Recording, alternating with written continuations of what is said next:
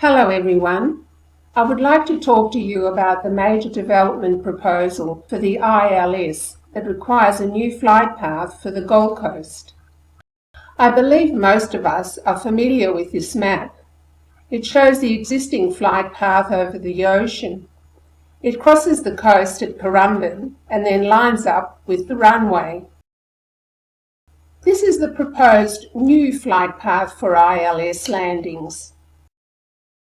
Almost 200,000 residents live in the large pink area and will experience increased aircraft noise levels of up to 65 dBA during times of high air traffic volumes. Not so lucky are nearly 60,000 residents in the red area who will experience much louder aircraft noise events of up to 74 dBA on a regular basis. As you can see, most of our beautiful beaches and parks are under the new flight path. This area is also highly residential and very densely populated. Think of the high-rises in Surface and Broadbeach, for example. The blue circle under the plane shows the level of noise exposure. The brighter the colour, the more noise. It shows the affected areas: Surface, Broadbeach Waters and Broadbeach, Mermaid Waters, Miami, Burleigh, Palm Beach and Currumbin. And here it basically joins the existing flight path.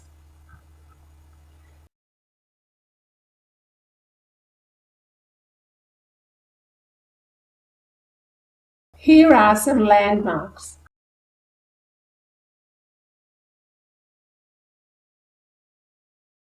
Let's look at it from a different angle. This is the height chart that Air Services Australia has in their brochure.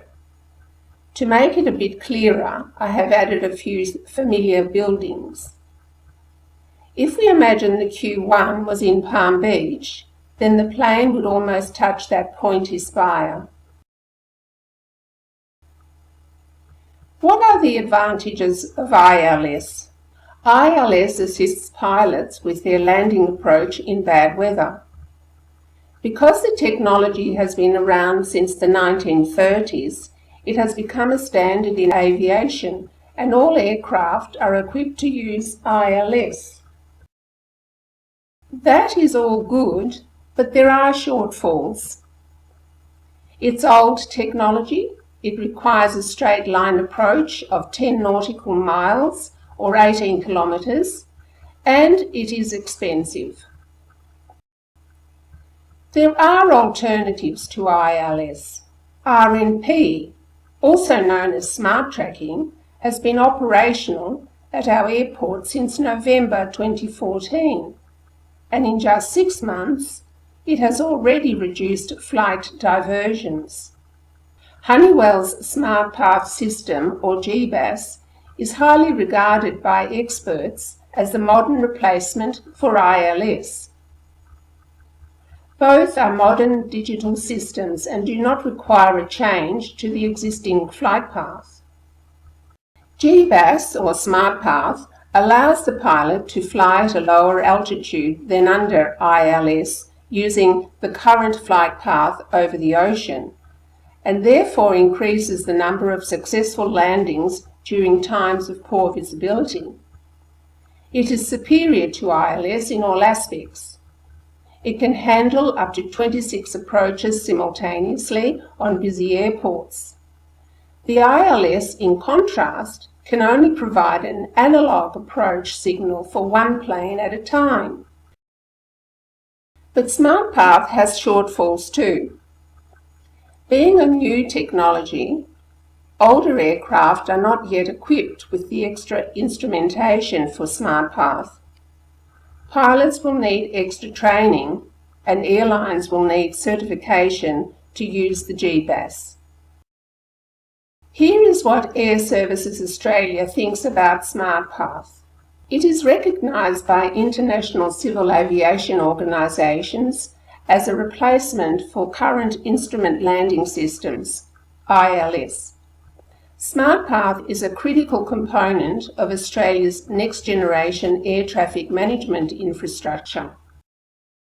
If we compare the cost, then we find that we could save $8 million by installing much newer technology instead of an ILS that's approaching its use-by date.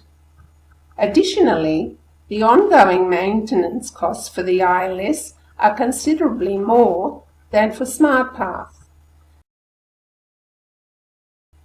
Do we need ILS economically?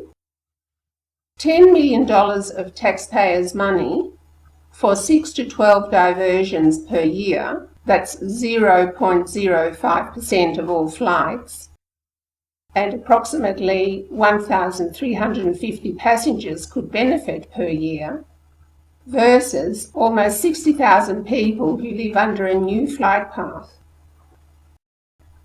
Based on old statistics and before RNP was operational, 50 flights each year had to be diverted to other airports in extreme weather.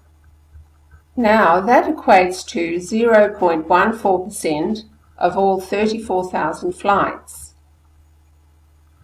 Now that RNP is operational, there will be less flight diversions. We are talking about 6 to 12 flights each year, or 0.05% of all flights.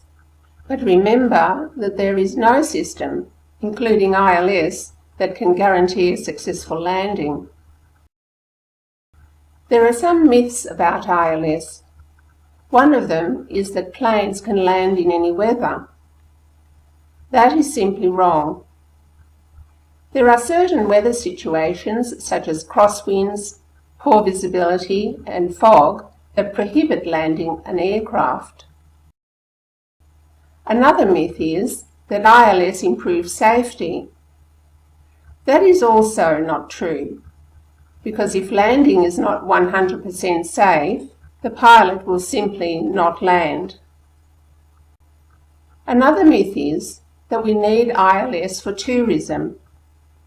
That is incorrect, because studies confirm that 15% of the general population have difficulties tolerating noise at certain frequencies and above certain levels. This also applies to some of our tourists who will find the Gold Coast too noisy to relax and may never come back.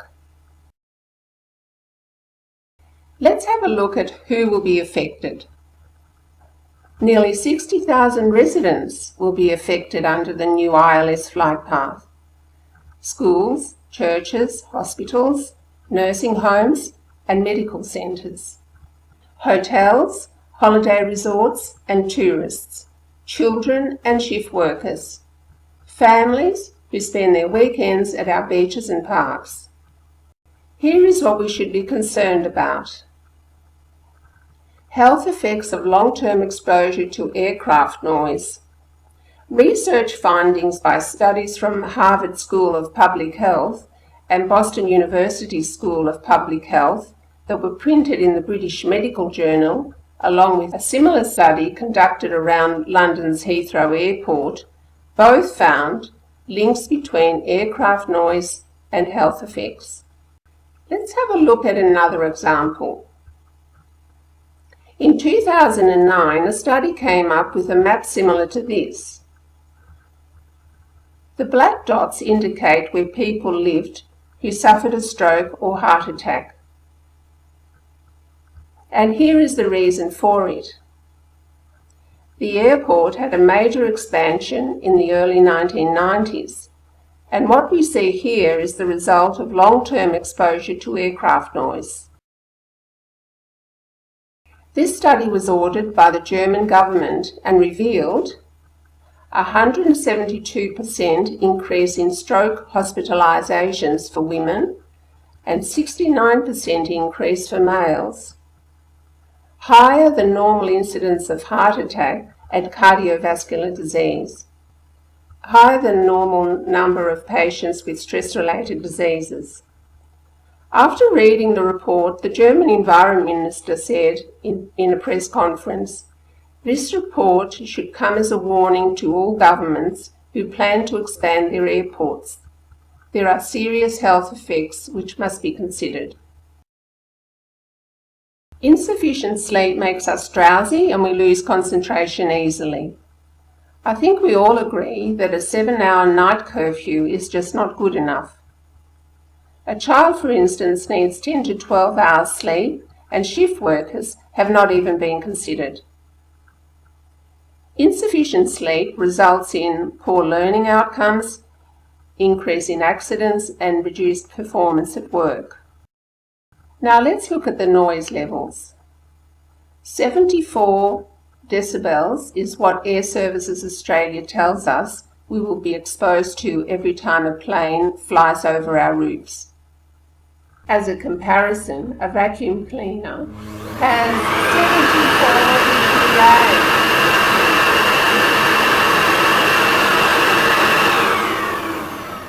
And when a truck drives past, it also has a noise level of approximately 74 decibels.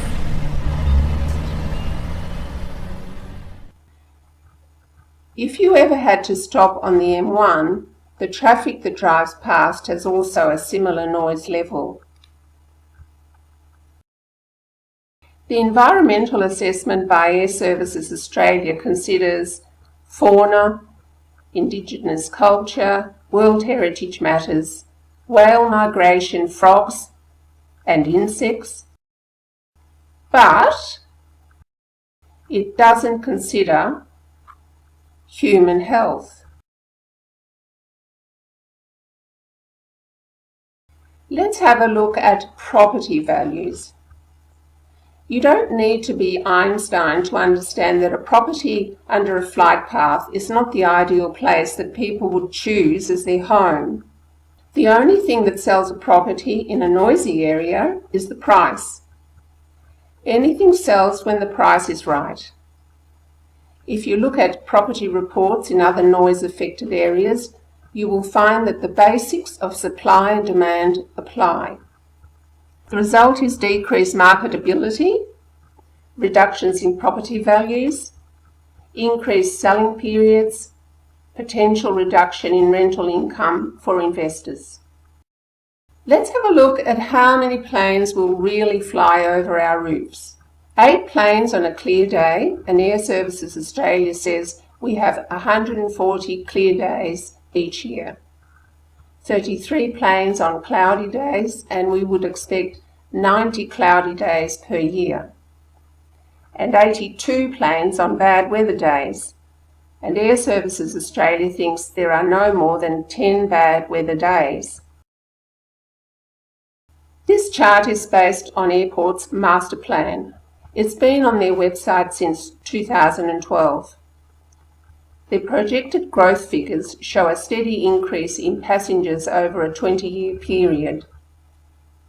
We are now in 2015, and if the ILS goes ahead next year, we will see 7.2 million passengers and 12.3 million in 10 years' time.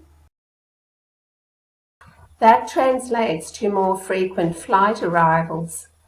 The minutes that pass between each noticeable or annoying noise event are here in the vertical. As you can see, the quiet minutes that pass between each flyover become less as the air traffic grows over time. When ILS is operational next year, we will have a plane flying over our roof every 10 minutes on a bad day. In 10 years' time, there will be only 6 quiet minutes before the next plane comes past.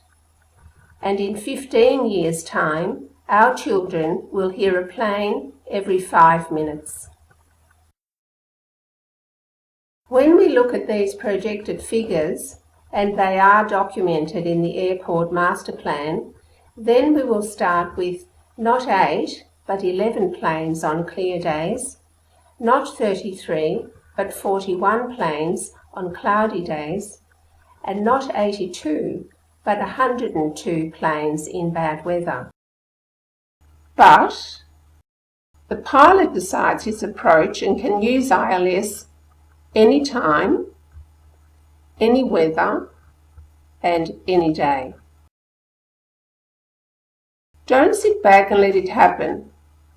Once the flight corridor is here, it will be here forever. This is all about you, your health, your property, your lifestyle. You have a voice. Use it. When you go home tonight, submit your objection online if you can. Don't leave it for another day. Go to www.goldcoastairport.com.au and then click Regulatory. Alternatively, you can go to our website and click Submit Your Objections. You will find a list of comments that you can copy and paste into the online submission form. This is also a link that takes you straight to Gold Coast Airport's public consultation form. If you can't do it online, grab one of our submission forms, fill it in, add your own comments, and send your objections by mail. The address is printed in red on the form. If you want to do more, then door knock your local street and speak to your neighbours. Encourage people to submit their objections also.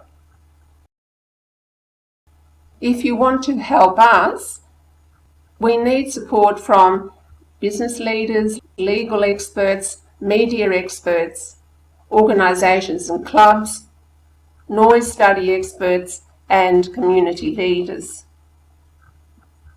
If you want a successful campaign against the proposed ILS, we need your support because this issue will not go away until the proposal has been rejected by our federal government. Remember, this is what could happen if you sit back and leave it up to others.